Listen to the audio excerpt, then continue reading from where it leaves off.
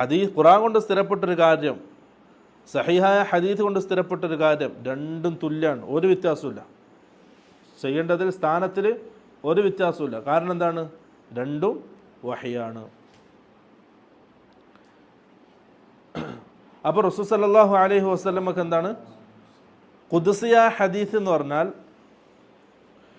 അതിൻ്റെ സാധാരണ ഹദീസ് അതിൻ്റെ അർത്ഥം, അതിൻ്റെ ആശയം അള്ളാഹു വഹിയായിട്ട് റസൂലിന് നൽകും. റസൂലിൻ്റെ വാക്കിൽ അത് പറയും. അതാണ് സാധാരണ ഹദീസ്. ഖുദ്സിയായ ഹദീസ് എന്ന് പറഞ്ഞാൽ അതിൻ്റെ ആശയം അള്ളാഹു വഹിയായിട്ട് നൽകും, അതിൻ്റെ വാക്കുകളും അള്ളാഹിൻ്റെ ഭാഗത്തു നിന്നുള്ള വാക്കായിരിക്കും. ഖുർആൻ പോലെ. പക്ഷെ ഖുർആനും ഖുദ്സിയായ ഹദീസും തമ്മിലുള്ള വ്യത്യാസം എന്താണ്?